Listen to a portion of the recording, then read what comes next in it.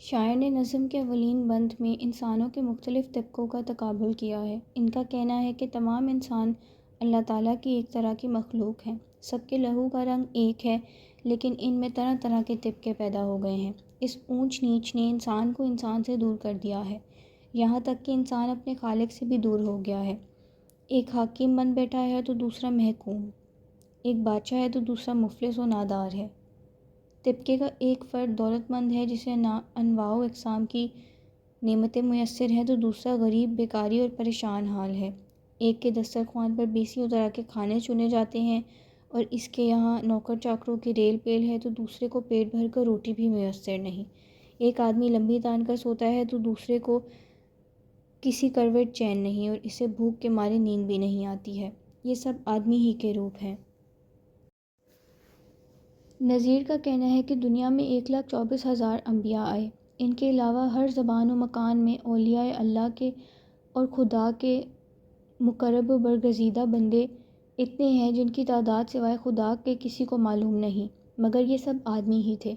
اولاد آدم میں سے یہ لوگ خدا تعالیٰ کے بتائے ہوئے راستے پر چلے اور مخلوق خدا کو سیدھی راہ دکھائی، مگر کچھ لوگوں نے ان باتوں کو تسلیم نہ کیا، بلکہ ان کی تعلیمات سے صریحاً انکار کرتے ہوئے کفر کی راہ اپنا لی۔ راہ مستقیم پر چلنے والے بھی اور بھٹکے ہوئے بھی سب آدمی ہی تھے۔ نذیر کا مزید کہنا ہے کہ خدا تعالیٰ کے ایسے مقرب و مقبول بندے بھی ہوئے جنہوں نے اپنے زہد و عبادت کے ذریعے اپنے خالق کا قرب حاصل کر لیا، اور انہوں نے دنیا ورطہ کو حیرت میں ڈال دیا۔ نذیر کا مزید کہنا ہے کہ کچھ لوگ دل و جان سے انسانیت کی خدمت کو ہر آن آمادہ نظر آتے ہیں اور یہی ان کا شعار ہے، جبکہ کچھ لوگ حد درجہ بے حس واقع ہوئے ہیں۔ کچھ لوگ مکر و فریب میں شیطان کو بھی مات دے جاتے ہیں، جبکہ کچھ ایک بلا شبہ انسانیت کی ہدایت و رہنمائی کا فریضہ سر انجام دیتے ہیں۔ چنانچہ دنیا میں دونوں قسموں کے لوگ موجود ہیں۔ زیر تشریح بند میں نذیر نے آدمی کو دو قسموں میں تقسیم کیا ہے۔ ان کا کہنا ہے کہ آدمی کی ایک قسم وہ ہے جو ناری ہے۔ شیطان بھی ناری مخلوق ہے اور آگ سے پیدا ہوا ہے، اس لیے شیطان کے وجود سے فقط برائیاں ہی برائیاں جنم لیتی ہیں۔ چنانچہ ناری وہ لوگ ہیں جو شیطان کے چیلے ہیں۔ یہ لوگ ہر آن تباہی اور بربادی پھیلانے کا سبب بنتے ہیں اور ان سے کسی نیکی کی توقع نہیں کی جا سکتی۔ ان کے مقابلے میں آدمی کی ایک قسم ہے جو نوری ہے۔ فرشتے نوری مخلوق ہیں۔ یہ لوگ معصومیت اور نیکی پھیلاتے ہیں۔ بعض لوگ پاکیزگی اور پارسائی میں فرشتوں سے بھی بڑھ جاتے ہیں، جیسا کہ ایک مولانا نے کہا ہے، فرشتے سے بہتر ہے انسان بننا، مگر اس میں پڑتی ہے محنت زیادہ۔ اس بند میں نذیر کا کہنا ہے کہ دنیا میں ایسے لوگوں کی کمی نہیں جو مسجدیں تعمیر کرتے ہیں تاکہ لوگ وہاں عبادت کر سکیں۔ ان مسجدوں میں وہ آدمی ہوتے ہیں جو خطبہ دیتے ہیں، امامت کرتے ہیں اور مؤذن ہوتے ہیں۔ لوگ مسجدوں کا رخ کرتے ہیں تاکہ وہاں نماز پڑھیں اور قرآن کی تلاوت کریں اور ثواب حاصل کریں۔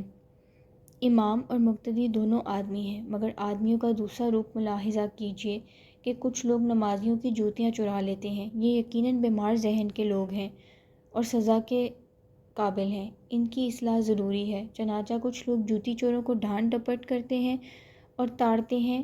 یہ جوتیاں چرانے والے اور ان کو تاڑنے والے سب ہی آدمی کے روپ ہیں۔ اس بند میں نذیر کہتے ہیں کہ دنیا میں آدمی پر اپنی جان نچھاور آدمی ہی کرتا ہے، مگر وہ بھی آدمی ہے جو تلوار یا خنجر سے وار کر کے نہایت بے رحمی اور صفاقی سے آدمی کو قتل کر دیتا ہے۔ دنیا میں ایسے لوگ بھی ہیں جو انسانیت کے لیے اپنا سب کچھ لٹا دیتے ہیں، مگر ایسے بھی ہیں جو چند ٹکوں کی خاطر دوسروں کی جان لے لیتے ہیں۔ نذیر کا مزید کہنا ہے کہ یہ آدمی ہی ہے جو آدمی کو سر بازار ذلیل کرتا ہے۔ مدد کو پکارنے والا بھی آدمی ہی ہے اور اس کی پکار پر دوڑ کر مدد کو آنے والا بھی آدمی ہی ہے۔ اس بند میں نذیر کا کہنا ہے کہ ہم معاشرے میں دیکھتے ہیں کہ کچھ لوگ پیٹ کے ہاتھوں مجبور ہو کر ناچ گانے کرتے ہیں اور دوسروں کو تالیاں بجا بجا کر ناچ دکھاتے ہیں۔ نچوانے والا اور ناچنے والا دونوں آدمی ہی ہیں۔ پھر ایسے لوگ ہیں جو اپنی شلوار یا پاجامہ اتار دیتے ہیں. شلوار یا پاجامہ اتارنے والے اور ان کے ساتھ منہ کالا کرنے والے بھی آدمی ہی ہیں. ذلیل و رسوا ہو کر ناچنے والے بھی آدمی ہی ہیں اور ان کو ہنس ہنس کر دیکھنے والے بھی آدمی ہی ہیں. اس بند میں نذیر اکبر آبادی نے ایسے لوگ کی تصویر کھینچی ہے جو مسافر بنتے ہیں، جنہیں سفر اختیار کرنا پڑتا ہے اور سر پر گٹھری رکھے اپنی منزل کی طرف جا رہے ہوتے ہیں. راستے میں انہیں راہزن آ لیتے ہیں جو ان کا گلا گھونٹتے اور ان کا سامان لوٹ لیتے ہیں. نذیر کا مزید کہنا ہے کہ اس دنیا میں کوئی شخص تو دوسرے لوگوں کو پھانسنے کے لیے جال بنتا ہے اور پھیلاتا ہے اور دوسرا اس کے جال میں خود ہی پھنس جاتا ہے. اللہ کی شان ہے آدمی کے کیسے کیسے روپ ہیں. نذیر اکبر آبادی نے اس بند میں شادی بیاہ کی محفلوں کو موضوع بنایا ہے. ان کا کہنا ہے کہ شادی بیاہ کا محرک آدمی ہے. ایسی محفلوں میں کچھ لوگ قاضی یا منصف بنتے ہیں، کچھ لوگ دلہا اور دلہن کی طرف سے وکیل مقرر ہوتے ہیں، جبکہ کچھ لوگ شادی بیاہ کے گواہ قرار پائے جاتے ہیں. ایسے موقعوں پر کچھ لوگ ڈھول بجاتے ہیں اور خوشی کا اظہار کرتے ہیں اور کچھ ایک مشعلیں جلا کر راہ دکھاتے ہیں. دلہا کے سر صحرا بنتا ہے اور وہ گھوڑی پر سوار بارات کے ساتھ دلہن کے گھر کی طرف روانہ ہوتا ہے. دلہا دلہن اور دونوں جانب کے لوگ طرح طرح کے فرائض سر انجام دیتے ہیں، رسوم و روایات نبھاتے ہیں، لیکن تمام تر آدمی ہی ہیں.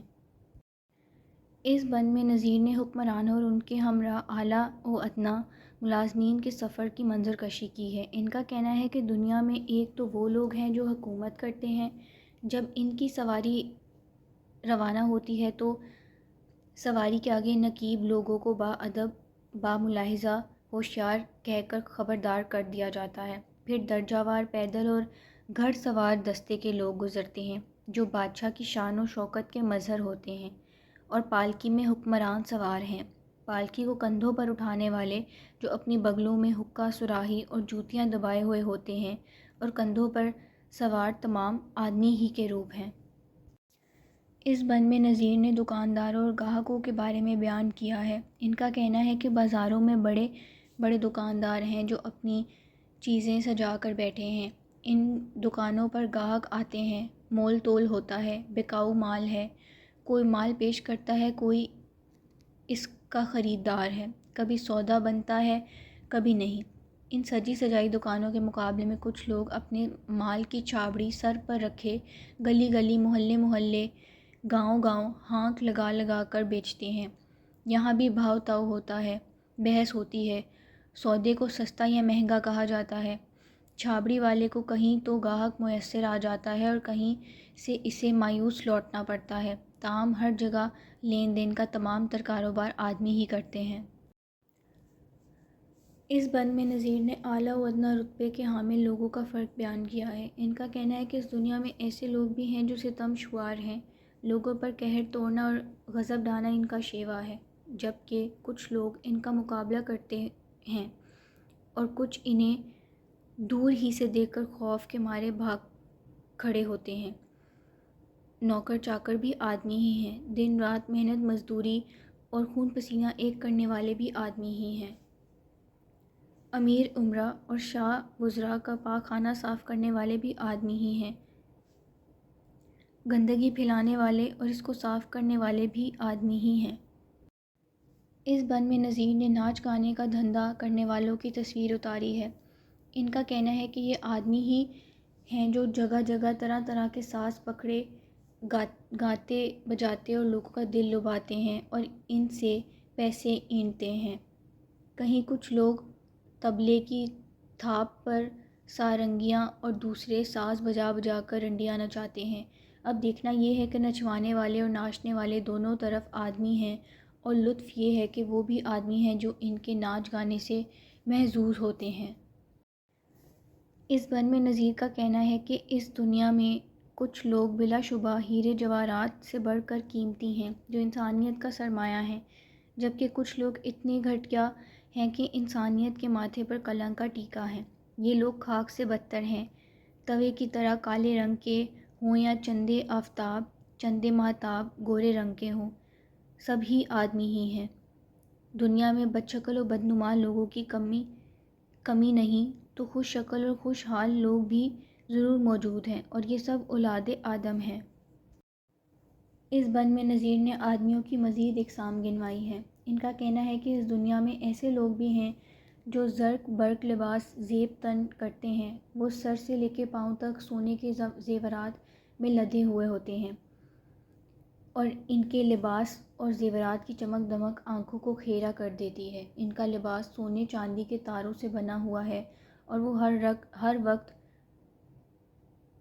اسی میں رہتے ہیں، اور ان کے آگے پیچھے خادم ادب سے دوڑتے پھرتے رہتے ہیں۔ دوسری جانب ایسے لوگ بھی ہیں جو آگ تاپ تاپ کر رات گزارتے ہیں۔ اس بند میں نذیر اکبر آبادی نے ایسے لوگوں کی مرقع کاری کی ہے جو عیش و عشرت کے دل دادا ہیں، جو شب روز و گل چھڑے اڑاتے ہیں، بڑی بڑی حویلیوں اور قصر و ایوان میں رہتے ہیں، خدمت کو نوکر چاکر موجود ہیں، خواب گاہوں میں نئے نئے پلنگ بچھے ہیں، وہ پھولوں کی سیج پر سوتے ہیں، تازہ پھولوں کے گلدستے خواب گاہوں کو معطر کر رہے ہیں۔ اور ان کے مقابلے میں دیکھیے، ایک شخص خاک میں پڑا ہے، مٹی ہی اس کا بچھونا ہے، مگر دونوں ہی آدمی ہیں، دونوں نے ہی ایک ہی طرح سے جنم لیا ہے۔ اس بند میں نذیر نے آدمی کے مزید روپ دکھائے ہیں۔ ان کا کہنا ہے کہ میں تو اس بات پر حیران ہوں کہ آدمی کیسے کیسے بھیس بدلتا ہے۔ آدمی خود ہی چوری کرتا ہے اور خود ہی چوری برآمد کرواتا ہے۔ ایک طرف چوروں سے بیزاری کا اظہار کرتا ہے، اور دوسری طرف ان کی سرپرستی کر رہا ہے اور ان کی پناہ گاہ ہے۔ مزید یہ ہے کہ کچھ لوگ کہیں تو دوسروں سے ان کا مال متاع چھین کر بھاگ جاتے ہیں، اور کہیں ہاتھ پھیلا پھیلا کر مانگتے اور اپنے آپ کو نادار اور لاچار ظاہر کرتے ہیں۔